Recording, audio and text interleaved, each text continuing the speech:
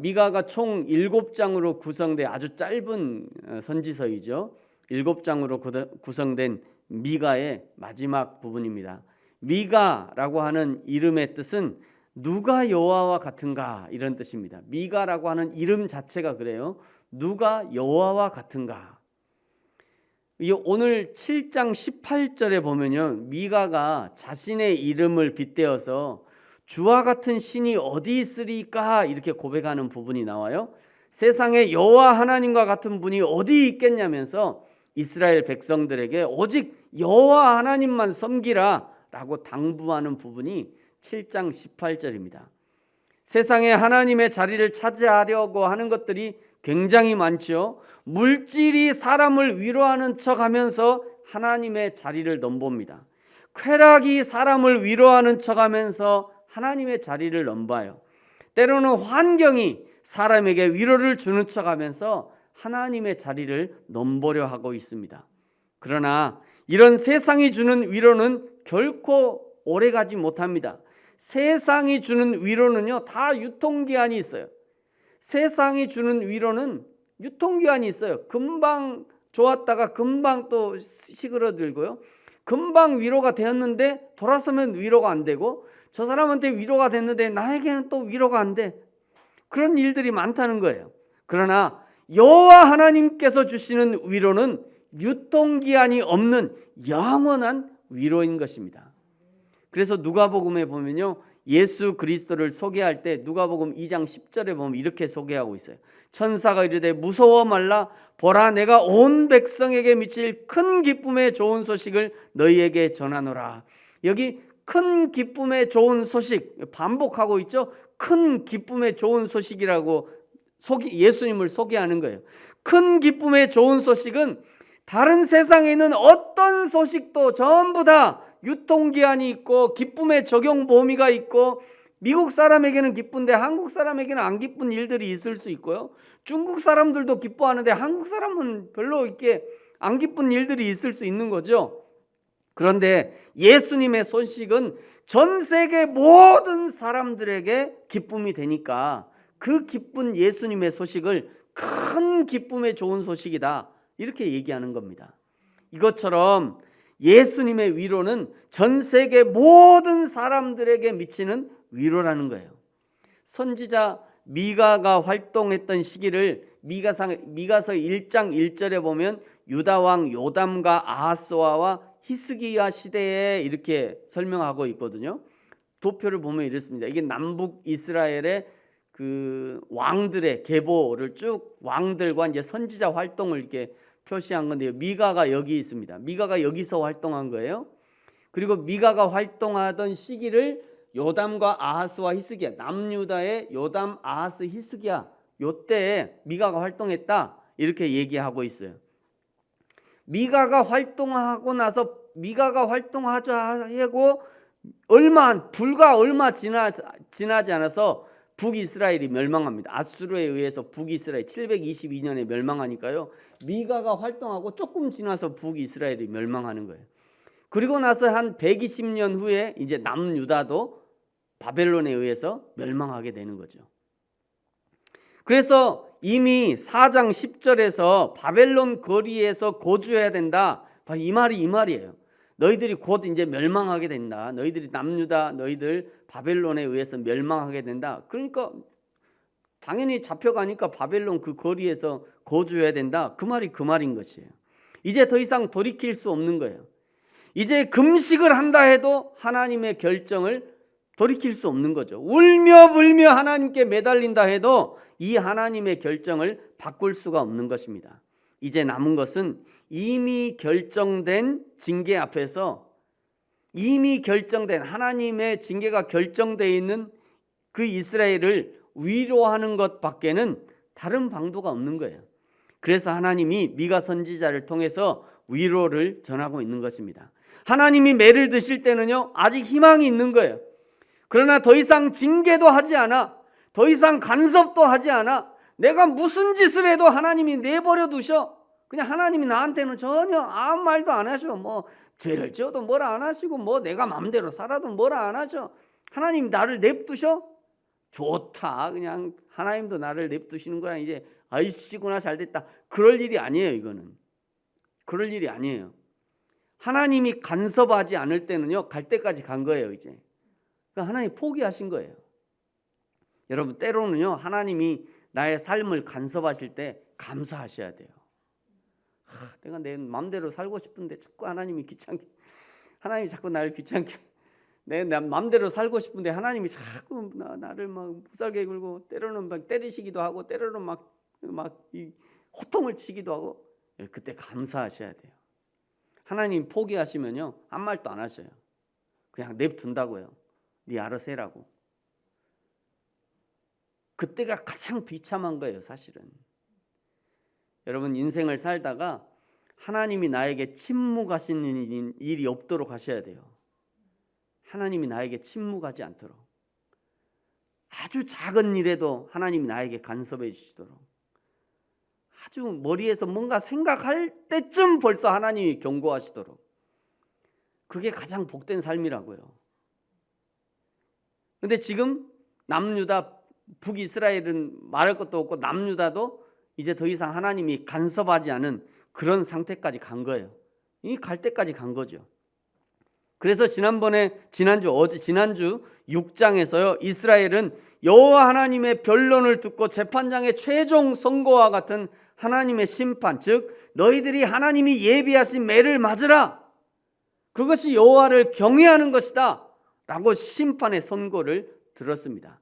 이 하나님의 증거와 선고를 듣고 미가 선지자가 뒤돌아서서 이제 이스라엘 백성들을 보니까요 완전히 황폐해지고 피폐해진 이스라엘을 발견하게 됩니다. 하나님 앞에 서서 하나님의 선고를 듣고 나서 알겠습니다, 꽝꽝꽝, 하나님이 쾅쾅꽝 이제 결정돼서 예 알겠습니다 하고 딱 돌아서서 이스라엘을 보니까 이스라엘의 상태가 날린 거예요. 그리고 오늘 1절에 이렇게 말씀하죠. 재앙이로다 나여, 나는 여름 과일을 딴 후와 포도를 거둔 후 같다. 먹을 포도송이가 없고 내 마음이 사모하는 처음 익은 무화과도 없다. 아무것도 없다는 거예요. 비유적으로 설명하고 있는 거죠. 선한 곳이라고는 아무것도 없는 겁니다. 2절에도 또 설명해요. 경건한 자는 세상에서 끊어졌고 정직한 자도 없고 무리가 다 형제를 잡아 죽이려고 매복한 사람 같다. 6장에서도 말씀했잖아요. 에바, 즉 되를 적게 만들고 추를 무겁게 해서 서로 속고 속이는, 결국 속고 속이는 사람이 다 자기 형제인 거예요. 자기 동포인 거예요. 물고 물리는, 서로의 피를 빨아먹는 그런 비참한 상태가 되어버린 것입니다.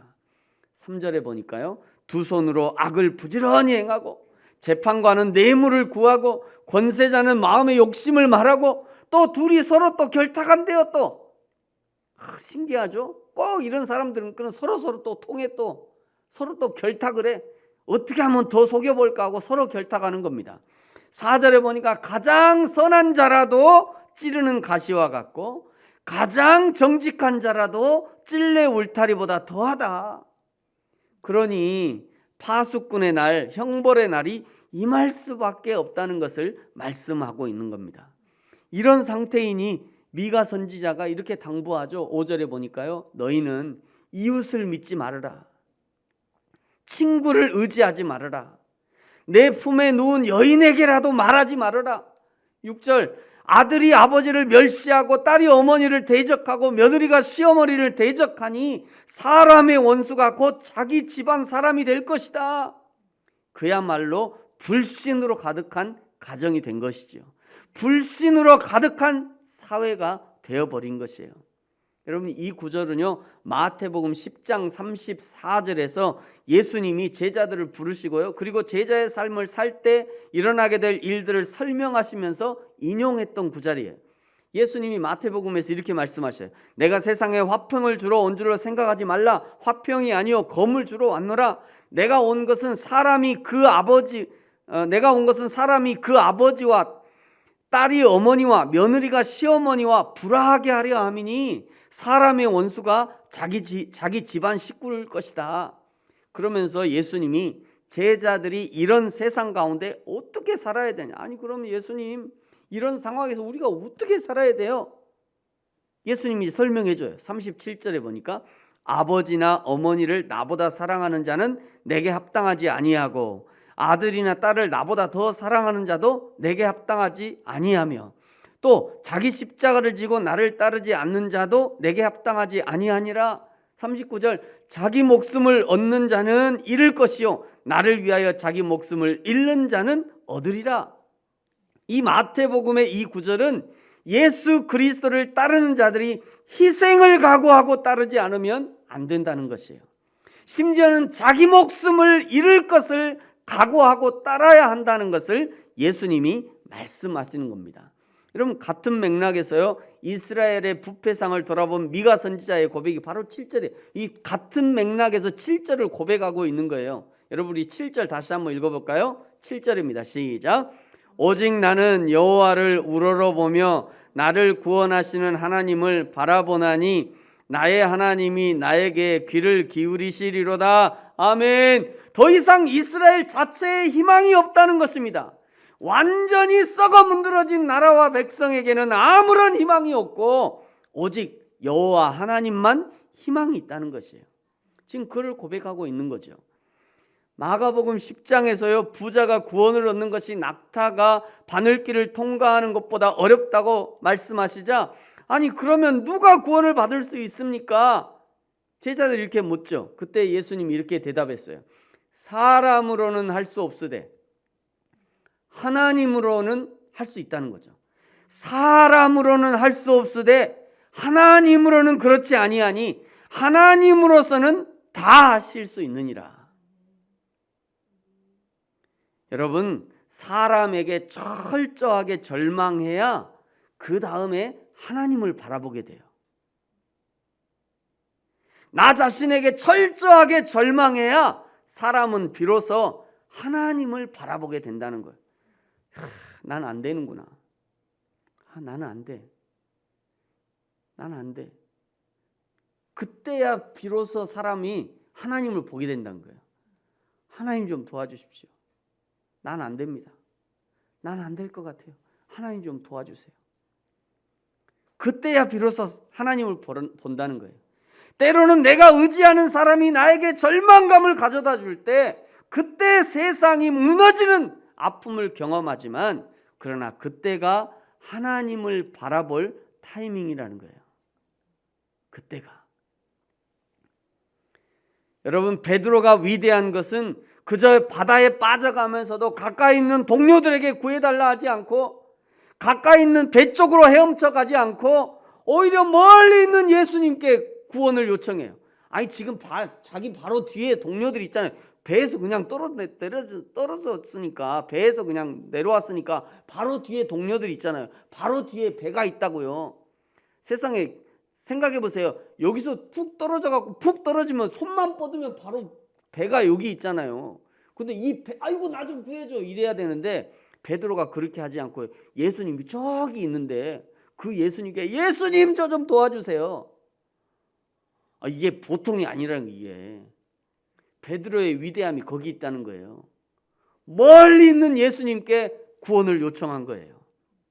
비록 우리 하나님이 때로는 멀리 있는 것 같고 때로는 보여지지 않지만 그럼에도 불구하고 여호와 하나님께 구원을 요청하고 여호와 하나님께 희망을 품는 것이 가장 안전하고 확실한 것입니다. 오직 여호와 하나님을 우러러보겠다고 고백한 미가 선지자의 고백이 계속해서 이어집니다. 8절에 보니까요. 나의 대적이여 나로 말미암아 기뻐하지 말지어다. 나는 엎드러질지라도 일어날 것이다. 대적들한테 지금 얘기하는 거예요. 나의 대적들아 너희들이 내가 지금 엎드러졌다고 해서 기뻐하지 말아라. 나는 엎드러질지라도 일어날 것이다. 어두운 데 앉아 있을지라도 여호와께서 나의 빛이 되실 것이다. 9절에 내가 하나님의 심판을 받겠지만 내가 여호와께 범죄하였으니 그의 진노를 당하려니와 내가 여호와의 진노를 당하겠지만 마침내 주께서 나를 위하여 논쟁하고 심판하시며 주께서 나를 인도하사 광명에 이르게 하시리니 내가 그의 공의를 보리라. 이것이 미가 선지자의 고백인 거예요. 사랑하는 성도 여러분, 지금 여러분은 어떤 상황 가운데 있습니까? 나 자신에 대해서 철저하게 절망하고 때로는 가족이나 이웃들에 대해서 절망하고 계십니까? 여러분, 절망하십시오. 더 철저하게 절망하십시오. 그러나 그것으로 끝내지 말고 그 절망의 자리에서 예수님께로 시선을 돌려야 됩니다. 절망 섞인 목소리라도 예수님만이 나의 희망이라고 고백하셔야 돼요. 엎드러진 그 자리에서 다시 그래도 예수님만이 나의 빛이라고 일어나서 고백할 수 있어야 돼요. 그것이 저와 여러분이 하나님의 사람임을 나타내는 증거가 되는 것입니다. 오늘 10절에 보니까요, 마침내 원수들은 여호와 앞에 굴복하게 됩니다. 10절 끝에 보니까 이렇게 말씀해요. 거리에 진흙같이 밟히리니. 거리에 진흙같이. 원수가 밟히고 굴복하는 것은 이스라엘의 회복을 의미하는 거죠. 이스라엘이 회복됐으니까 이제 원수가 밟히는 거예요. 11절에 보세요. 내 성벽은 건축하게 되고 길은 넓어질 것이다. 12절에요. 그날에는 왓수르에서 애굽 성읍들에까지, 애굽에서 강까지, 이 바다에서 저 바다까지, 이 산에서 저 산까지의 사람들이 다 내게로 돌아올 것이다. 이스라엘의 완벽한 회복을 말씀하시는 것입니다. 이스라엘의 남은 자들과 몰려드는 이방 열국들이 구원을 얻는 반면 13절에는요. 그 땅은 주민의 행위의 열매로 황폐하게 될 것이다 말씀합니다.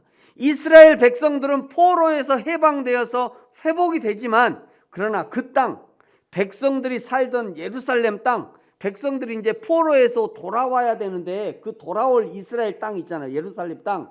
그 땅은 하나님의 심판을 당해서 황무하게 될 것이다 라고 말씀하는 거예요. 여러분, 여기 행위의 열매로 말미암아 라고 하는 것은 죄악된 세상이 하나님의 심판을 당하는 이유가 바로 그들의 행위, 곧 범죄에서 비롯된 것임을 보여주고 계시는 것입니다. 여러분, 이 두 가지를 보는 미가 선지자의 고통이 바로 여기에 있는 거죠. 한쪽에서는 백성들이 해방과 회복을 보지만 한쪽은 백성의 해방과 또 회복을 보고 있어요. 그런데 다른 한쪽에서는 황폐하게 된 이스라엘 땅, 해방은 되었지만 정착할 땅이 없는, 아니 해방이 되었으면 이쪽도 좋아야 저기서 해방돼서 이리 와가지고 여기서 이제 잘 살 거 아니에요. 근데 저쪽에서는 해방이 돼서 이제 돌아올 준비를 해. 근데 이 땅은 여전히 황폐한 거예요. 여전히 사람이 살 만한 땅이 아니야. 그거를 지금 이제 미가 선지자가 두 가지를 보고 있는 거예요. 믿음으로 보는 거죠. 믿음으로. 그러니 거기에서 미가 선지자의 고통이 거기에 있는 겁니다. 그래서 미가 선지자가 기도하는 거예요. 오늘 14절에 보니까요. 원하건대 주는 주의 지팡이로 주의 백성 곧 갈멜 속 살림에 홀로 거주하는 주의 기업의 양떼를 먹이시되 그들을 옛날같이 바산과 길르앗에서 먹이시옵소서. 미가 선지자는 하나님을 양떼를 지키는 목자로 부르면서 양떼인 이스라엘의 남은 자를 지켜주실 것을 간구하고 있는 것입니다. 여기 갈멜 속 살림이라는 것은요, 양떼들이 먹고 마시기에 충분한 꼴을 제공하며 동시에 양떼들을 해하고자 하는 많은 들짐승으로부터 보호와 안전을 보장하는 지역을 가리키는 것입니다. 미가 선지자의 보호 요청에 대해서 하나님이 이렇게 응답하셔요. 15절에 보세요. 이르시되 내가 애굽 땅에서 나오던 날과 같이 내가 그들에게 이적을 보이리라 하셨느니라. 미가 선지자가 하나님, 우리 백성들 돌아오긴 돌아오는데 이 땅은 이런 상태인지 어떻게 살아야 돼요? 하나님, 우리를 좀 도와주세요. 미가 선지자가 이렇게 얘기하니까 그 미가 선지자의 기도를 듣고 하나님이 대답하시는 거예요. 애굽 땅에서 나오던 날과 같이 내가 그들에게 이적을 보여줄 거야. 여러분, 애굽 땅에서 나오던 날 하나님이 베풀어 주셨던 이적이 뭐죠? 10가지 있죠. 10가지. 피, 개구리, 이, 파리, 전염병, 독종, 우박, 메뚜기, 흑암, 마지막에 장자가 죽는 것까지 이 10가지를 쫙 하나님이 보여주셨잖아요. 이것이 애굽에서 나올 때 보여주셨던 이적들이에요. 여러분 여기 나오는 피, 개구리, 이, 파리, 전염병, 독종, 우박, 메뚜기, 흑암, 장자, 이게 전부 다 사실은 애굽의 신들이에요. 애굽의 신들, 애굽 사람들이 신으로 섬기는 거란 말이에요. 마지막 장자를 죽이신 것도 파라오가, 이제 그 파라오, 이집트의 그 왕이잖아요. 파라오면 그 파라오도 이 사람들이 살아있는 신으로 섬겼단 말이에요. 그러니까 아직 어리지만 그 장자가 이제 크면 파라오 될 거니까 그 장자까지 다 죽인 거야, 하나님이. 애굽의 우상을 철저하게 죽이신 것이죠. 여러분 오늘 우리도 하나님의 도우심을 요청하기 위해서는 출애굽의 이스라엘 백성들처럼 우리에게 우상으로 차지하고 있는 것들을 완전히 제거해야 됩니다. 하나님이 직접 제거하시면 아프고 괴로워요. 하나님이 손대기 시작하면요 아파요. 괴롭습니다. 하나님이 손대기시기 전에 은혜 받은 성도라면 스스로 제거할 수 있어야 돼요. 하나님은 언제든지 우리에게 은혜를 베푸실 준비가 되어 있으십니다. 그 아들을 십자가에 내어주기까지 하나님이 내어주셨는데 우리에게 무엇을 못 주시겠어요? 우리가 얼마나 빨리 우상을 제거하고 나 자신에 대해서, 사람들에 대해서 완전한 절망으로 오직 예수님밖에 없음을 고백하느냐에 따라 하나님의 은혜의 시기와 은혜의 양과 질은 달라질 수 있는 것입니다. 하나님이 회복하시고 은혜를 베푸실 것을 보면서 오늘 16절에 보니까 이렇게 말씀해요. 여러 나라가 보고 자기들도 나름대로 이만하면 자랑하던 사람들이 자기들의 세력을 부끄러워하고, 자기의 세력을 부끄러워했다 이렇게 얘기하잖아요. 자기의 세력을 부끄러워하고 더 이상 하나님 앞에 자랑할 수 없으니 입을 막고 귀를 막히게 된다. 귀가 막힐 것이다. 이렇게 얘기하는 거죠. 17절에 보니까요. 그들이 뱀처럼 티끌을 핥고 벌레처럼 떨고 두려워한대요. 하나님의 은혜와 비교해 보니까 세상에서 자랑하던 것들이 아무것도 아니라는 것을 드디어 알게 된 거죠. 그러니 부끄러워할 수밖에 없는 거예요. 여러분, 저와 여러분이 하나님 나라에 가보면 알게 될 거예요. 우리가 받는 하나님의 은혜의 양과 질에 놀라게 될 것입니다. 그러면서 우리가 이 땅에서 얼마나 하찮은 것에 목숨을 걸고 살았는가를 땅을 치면서 한탄하게 될 거예요. 땅을 치면서 말이죠. 아무리 얘기해도 몰라, 이런 거는. 그죠? 제가 여기서 아무리 명설교가가 얘기돼요, 몰라요. 경험이 안 돼요, 그게. 근데 죽어보면 알아요. 그러다고 미리 죽지는 마세요. 하나님 부르시면 가면 돼. 아마 우리가 하나님 앞에 이 땅에서 딱 눈 감고 하나님 앞에 눈 뜨면요, 그 순간부터 그냥 땅을 치면서 후회할 거예요. 좀 더 잘할 걸. 네, 성경을 보면서요, 딱 한 사람, 사도 바울이 그걸 알았나 봐요. 사도 바울이요, 빌립보서 3장 7절에서 9절까지 보면 이렇게 말씀해요. 그러나 무엇이든지 내게 유익하던 것을 내가 그리스도를 위하여 다 해로 여길 뿐더러 또한 모든 것을 해로 여김은 내 주 그리스도 예수를 아는 지식이 가장 고상하기 때문이라. 내가 그를 위하여 모든 것을 잃어버리고 배설물로 여김은 그리스도를 얻기 위해서다. 여기 배설물, 똥오줌으로 여긴다는 거잖아요. 이 세상의 것을 똥오줌으로 여기는 이유가 뭐냐면 그리스도를 얻기 위해서다. 9절에 얘기해요. 그 안에서 발견되려 하매니 내가 가진 의는 율법에서 난 것이 아니요 오직 그리스도를 믿음으로 말미암은 것이니 곧 믿음으로 하나님께로부터 난 의라. 사랑하는 성도 여러분, 저와 여러분은 요즘에 무엇에 목마르며 사십니까? 무엇에 목마르십니까? 무엇을 추구하며 사십니까? 사도 바울이 배설물처럼 생각했던 그것을 저와 여러분은 사모하며 구하며 살고 있지 않습니까?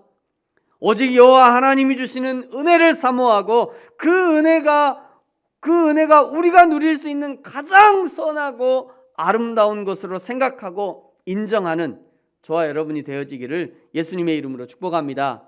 마지막으로 이 하나님의 은혜를 누구에게 주시는지, 누가 이 하나님의 은혜를 받아 누리기에 합당한가를 18절에서 말씀해요. 여러분 우리 18절 같이 한번 읽어볼까요? 시작. 주와 같은 신이 어디 있으리까? 주께서는 죄악과 그 기업의 남은 자의 허물을 사유하시며 인애를 기뻐하심으로 진노를 오래 품지 아니하시나이다. 아멘.